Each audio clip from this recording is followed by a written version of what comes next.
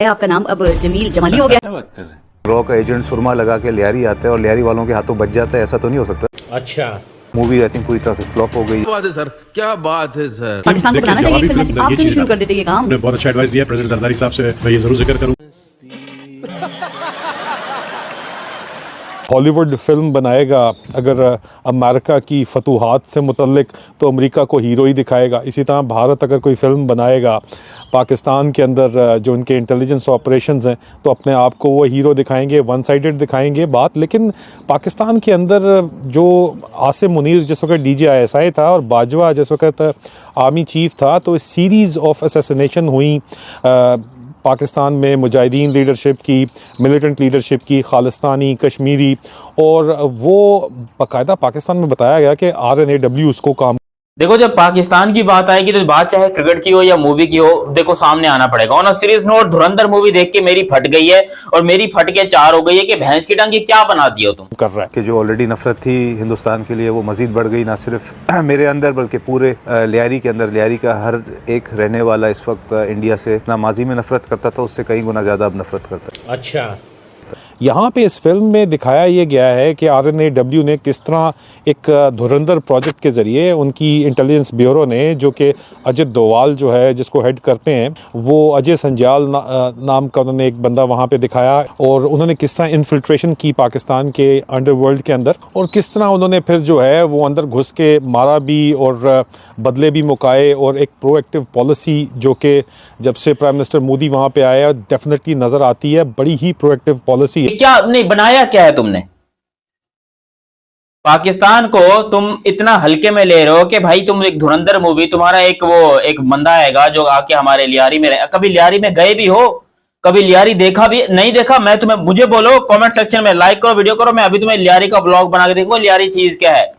लियारी को mini Brazil कहते हैं। कभी तुम लियारी के लोकल फुटबॉलर के सामने आ जाओ ना, तुम्हें बताएं कि भाई वो चीज क्या है। खुद अपने पैर पे कुल्हाड़ी मारी क्योंकि ये मोदी की साजिश है। कि डायरेक्टर को, जो आदित्य है डायरेक्टर, उसको मैंने ट्वीट भी किया है लेकिन उसका जवाब नहीं आया। मेरा रोल जिस तरह दिखाया है एक कॉमेडियन से करवाया। भारत की जानिब से पाकिस्तान और इस्लाम मुखालिफ बातें हम देखते हैं, कोई नई बात नहीं है, पहले भी हम फिल्मों में बहुत कुछ देख चुके हैं, लेकिन ये जो बुखार है जो फिल्म इंडस्ट्री तक पहुंच चुका है। सबसे बड़ी बात यह है कि आसिम मुनीर के ऊपर जब DGISI था उसको भी दिखाया गया, पोर्ट्रे किया गया कि उसने पाकिस्तान के न्यूक्लियर सीक्रेट्स इजराइल को पैसों के अवज़ बेचे, और इसी वजह से उनका एजेंट जब आखिर में पकड़ा जाता है तो उसको वापस भी भिजवाया। रियल लाइफ जो वाक़यात हुए हैं उनके ऊपर बेस करते हुए इसको बनाया गया है। इसमें भी कोई शक नहीं है कि हिंदुस्तानी इंटेलिजेंस ने पाकिस्तान के अंदर इन्फिल्ट्रेशन करके ये ऑपरेशंस सरअंजाम दिए और पाकिस्तान के क्रिमिनल एलिमेंट्स को इस्तेमाल किया गया है पाकिस्तान के अंदर घुस के इस तरह के ऑपरेशंस करने के लिए। नवाज शरीफ को इंतहाई दोगला बंदे के तौर के ऊपर दिखाया गया है। के ऊपर बात करेंगे, रहमान भाई के ऊपर बात करेंगे, चौधरी के ऊपर बात करेंगे।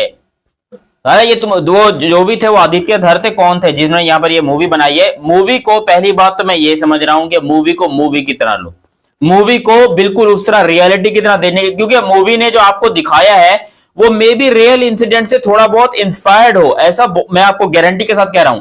लेकिन जो उसकी टाइम डायरेक्शंस है कि जी 2014 में ये हुआ, तो वो जी 2023 में ये हुआ, जी इकबाल का ये हुआ, इसका ये हुआ। कौन इकबाल, कौन 2014, कौन मोदी, कौन धुरंधर, कौन रणवीर? पहले ये तो बताओ। मूवी बना दियो तो सीधे सीधे सबसे पहले ऊपर टाइटल में लिखो this is just for entertainment, it has nothing with reality. There is no relation between Dhurandhar and reality. धुरंधर एक just a fictional movie है, and as a movie मैं उसके लिए तालियां बजाना चाहूंगा। बहुत कमाल की, बहुत ही खतरनाक और लाजवाब किस्म की मूवी है। इवन धुरंधर 1 हो, धुरंधर 2 हो, ये मूवी मेरी बॉलीवुड की one of the most favourite movies बन गई है। क्या बात कर रहे हैं? साहब के अमन कमेटी की आड़ में पाकिस्तान पीपल्स पार्टी गैंग वॉर में अपना हिस्सा डालती रही। बिल्कुल डाला है, तो वो जुल्फिकार मिर्जा ने डाला। नकवी साहब, लियारी के अंदर एक बुरा दौर आया था और वो उससे लियारी वाले खुद परेशान हुए थे। अनबायस्ड होके देखें, न्यूट्रली होके देखें, तो उन्होंने पाकिस्तानी स्टेट को, जैसे कि आपने भी नोट किया है, नहीं कहा कुछ।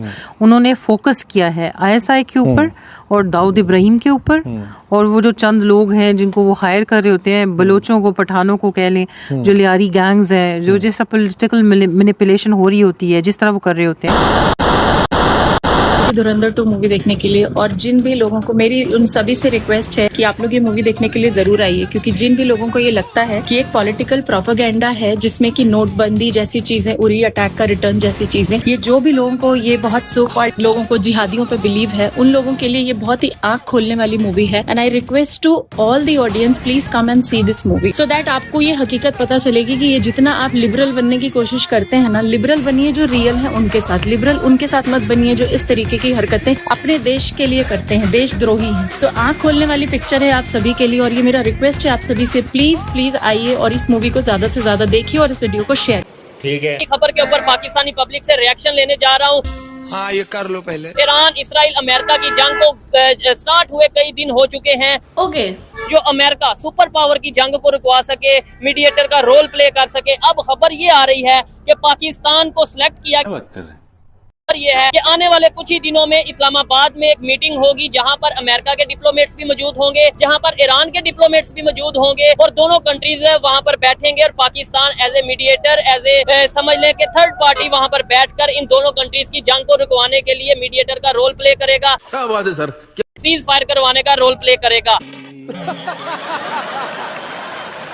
पाकिस्तान ये जंग रुकवा सकता है? हाँ, खुद रुकवा सकता है। क्या समझते हैं, ईरान जैसे लड़ रहा है, बहादुरी से लड़ रहा है या फिर ईरान खुद लड़ बहादुरी से लड़ रहा है, बहादुरी से लड़ रहा है? बहादुरी से। ठीक है, उसका अल्लाह पाक साथ दे रहा है। मुसलमान मुल्क है, मुसलमान मुल्क का मुसलमान साथ देगा। मुसलमान दूसरे कौन से कंट्रीज हैं जो ईरान के साथ खड़े हैं? मुसलमान मुल्क के साथ ये सऊदीया तो हमारे खिलाफ हो रहा है ना, ऐसे जाहिर बात बात है। सऊदीया देखो, मुसलमान मुल्क है तो हम ईरान पे हमला करने की कोशिश कर रहा है। नहीं, उसने भी ऐसा हमला नहीं किया, लेकिन ईरान ने उधर हमले किए कि भाई वो अमेरिका के अड्डे हैं अमेरिका के। हमारे पाकिस्तान से अड्डे मांगे थे इमरान खान से, इमरान खान ने नहीं दिए ट्रम्प को। और अगर यहाँ पर अड्डे होते तो शायद ईरान के साथ हमारी भी जंग चल रही बिल्कुल बात है, ठीक बात है। ये जो खबर चल रही है, आप इसको कैसे देखते हैं? क्या पाकिस्तान जंग रुकवा सकता है?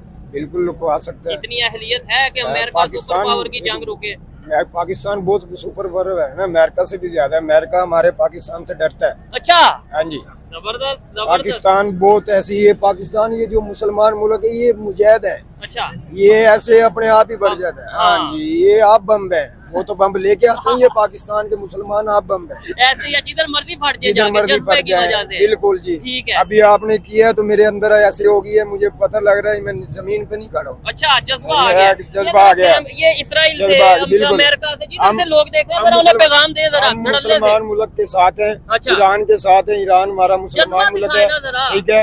तो हम काफर मुल्क को इंशाल्लाह तबाह कर देंगे। काफर मुल्क को हम नहीं रहने देंगे। अच्छा, इंशाल्लाह। ठीक है, चले। मेरे ख्याल से ये कहना चाहिए कि जो गलत है उसके खिलाफ खड़े होंगे। काफर मुसलमान यानी इंसानियत को रखना चाहिए। ये मजहब और ये चीजें नहीं लानी। हमारा मजहब मुसलमान है, मुसलमान है। अमन, वो तो जाहिर बात है, लेकिन हमारा मजहब अमन का पैगाम देता है ना, जंग का पैगाम यही है ना। अब देखो ना, ये जंग जो शुरू हुई है ईरान से, हमारे पाकिस्तान का हक बनता था हमारे उनके साथ खड़ा होंगे तो हम खड़े हो जाते, पाकिस्तान खड़ा हो जाता तो इतनी जंग नहीं होनी थी। ठीक है, इसराइल में इतनी पावर नहीं है, उसको पता है भी पाकिस्तान वो चीज है, एटम बम है। तो पाकिस्तान जो खड़ा हो जाए तो इसराइल की इतनी हिम्मत ही नहीं है। आप में जो जज्बा, आपको लगता है कि सभी जितने लोग हैं यहाँ पे खड़े हैं या पूरे पाकिस्तान में जितने भी पाकिस्तानी हैं उनमें सेम ऐसे ही जज्बा है? इंशाल्लाह। ठीक है, क्यों जी, जज्बा है? क्यों नहीं है जज्बा है भाईजान, है जज्बा?